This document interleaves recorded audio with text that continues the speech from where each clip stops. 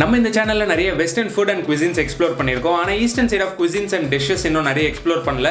அதை எக்ஸ்ப்ளோர் பண்ணுறதுக்கு ஒரு ஸ்டெப்பாக தான் நம்ம இன்னைக்கு பார்க்க போகிறது ஒரு வியட்நாமீஸ் டிஷ் இன்ட்ரோ.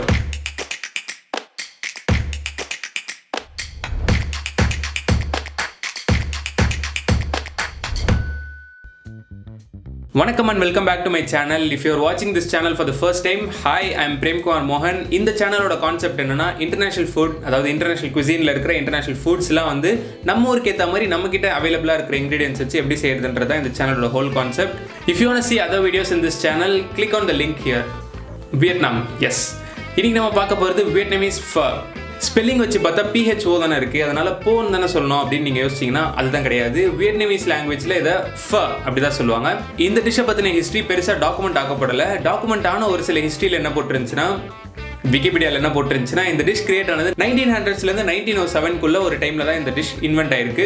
நமக்கு எப்படி இட்லி தோசையோ அதே மாதிரி வியட்நாமீஸ் பீப்புளுக்கு இந்த ஃபோ ரொம்ப ஒரு கம்ஃபர்ட் ஃபுட் மாதிரி. நம்ம ஊர்லேருந்து வெளி ஸ்டேட்டுக்கோ இல்லை வெளி கண்ட்ரிக்கோ போனோம்னா தோசை எப்போ சாப்பிட்டாலோ இல்லை இட்லி எப்போ சாப்பிட்டாலும் நம்மளுக்கு வீட்டோட ஞாபகம் வரும். அட்லீஸ்ட் எனக்கு அப்படி ஞாபகம் வரும்.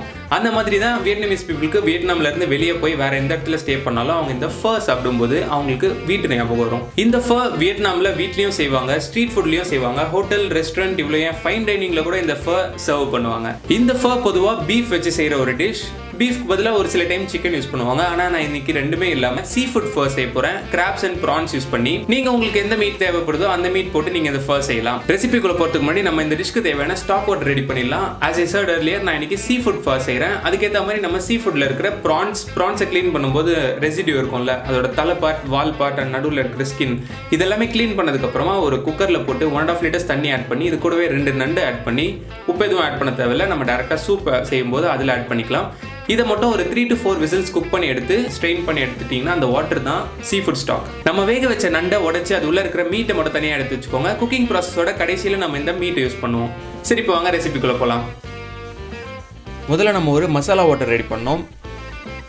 ஒரு பாத்திரத்தில் 1/2 ஸ்பூன் சீரகம், 1/2 ஸ்பூன் முழு மிளகு, ஒரு சின்ன துண்டு பட்டை, 4-5 பல் லவங்கம், ஒரு அன்னாசி பூ, ஒரு ஜாதி பத்திரி, 2 பிரியாணி இலை, 1/2 ஸ்பூன் கசகசா, 1/2 ஸ்பூன் சோம்பு, 4-5 பல் பூண்டு, 1/2 ஸ்பூன் இஞ்சி பொடி. இதெல்லாம் ஆட் பண்ணதுக்கப்புறம் லோ ஹீட்டில் வச்சு ஒரு 2 to 3 minutes நல்லா சாட்டே பண்ணுங்கள். இதில் என்னென்ன இன்க்ரீடியன்ஸ் உங்ககிட்ட அவைலபிளாக இருக்கோ அந்த இன்க்ரீடியன்ஸ் மட்டும் வச்சு கூட நீங்கள் இந்த மசாலா வாட்டர் ரெடி பண்ணிக்கலாம். இந்த இன்க்ரீடியன்ஸ்லாம் நல்லா சாட்டே ஆனதுக்கப்புறம் இது கூடவே 1 கப் அளவுக்கு தண்ணி ஆட் பண்ணி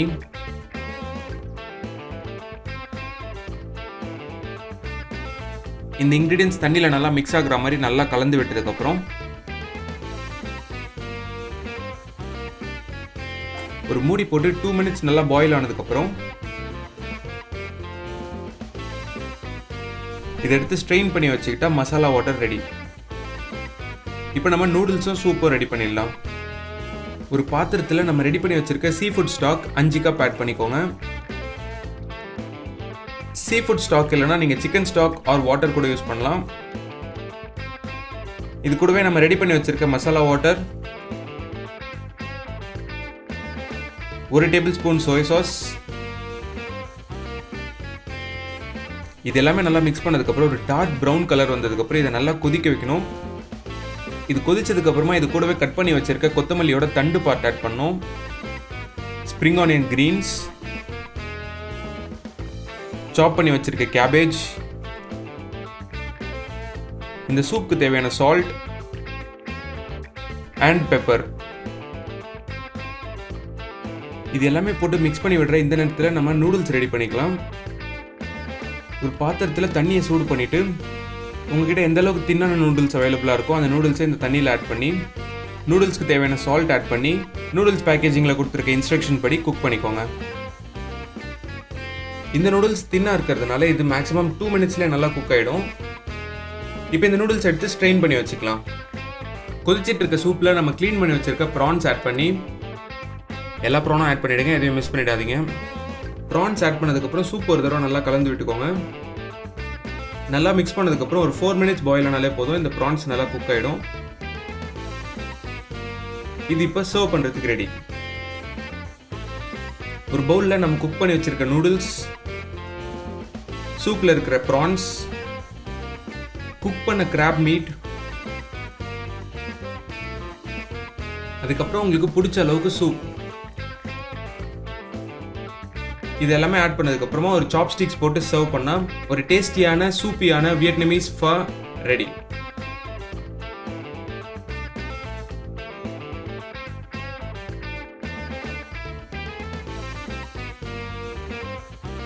ஒரு சில இம்பார்ட்டன்ட் நோட்ஸ். ஃபர்ஸ்ட், நீங்கள் யூஸ் பண்ணுற மீட்டை பொறுத்து நீங்கள் செய்கிற ஸ்டாக் வாட்டரோட ப்ராசஸ் டோட்டலாக மாறுபடும். பீஃப் வச்சு நீங்கள் இந்த ஸ்டாக் வாட்டர் ரெடி பண்ணுறீங்கன்னா குறைஞ்சது 4 மணி நேரத்துலேருந்து 6 மணி நேரம் வரைக்கும் குக் பண்ணால் தான் பீஃபோட ஃப்ளேவர் ஃபுல்லாகவே இந்த ஸ்டாக் வாட்டரில் இறங்கும். இதே நீங்கள் வந்து சிக்கன் வச்சு இந்த ஸ்டாக் வாட்டர் ரெடி பண்ணுறீங்க அப்படின்னா குறைஞ்சது 1 hour நீங்கள் குக் பண்ணால் மட்டும்தான் சிக்கனோட ஃப்ளேவர் ஸ்டாக் வாட்டரில் இறங்கும். செகண்ட், ப்ரான்ஸ் குக் பண்ணுற விதம். ப்ரான்ஸ் 3 to 4 minutes மேலே குக் ஆகக்கூடாது. நீங்கள் சூப் கொதிச்சுட்டு இருக்கும்போது ப்ரான்ஸ் ஆட் பண்ணுறோம்ல, அதை ஆட் பண்ணி ஒரு 3 to 4 minutes ஆனதுக்கப்புறம் இந்த ப்ரான்ஸ் தனியாக எடுத்து வச்சிடணும். அதோட இது டேரெக்டாக சர்வ் பண்ணுற பவுலில் தான் நம்ம ஆட் பண்ணணும். Third but not the least, இதுக்கு யூஸ் பண்ற நூடுல்ஸ். எந்த அளவுக்கு தின்னான நூடுல்ஸ் யூஸ் பண்றோமோ அந்த அளவுக்கு பெட்டர். ஏன்னா தின்னான நூடுல்ஸா இருக்கிறதுனால நம்ம தனியா வேக வச்சு எடுத்தாலும் இந்த சூப்ல இந்த நூடுல்ஸ் ஆட் பண்ண உடனே சூப்ல இருக்கிற ஃபிளேவர்ஸ் எல்லாமே நூடுல்ஸ்ல ஈஸியா இறங்கிடும்.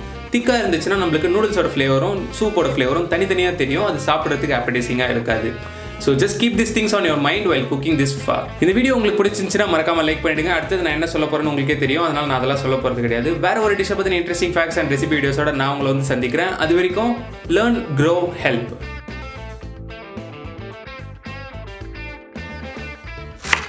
1900s 1907 உங்களிடமிருந்து விடைபெறுவது என்ன நியூஸ் ரீடர் மாதிரி படிக்கிறேன். ஆக்சுவல் ப்ரொனன்சியேஷன் அப்படி சொல்லணுமா? உங்களுக்கு வேற ஒரு டிஷ்ஷை பற்றி தெரிஞ்சுக்கணும்னா இந்த இடத்துல கிளிக் பண்ணுங்க. என் சேனலுக்கு சப்ஸ்கிரைப் பண்ணணும்னா இந்த இடத்துல கிளிக் பண்ணுங்க.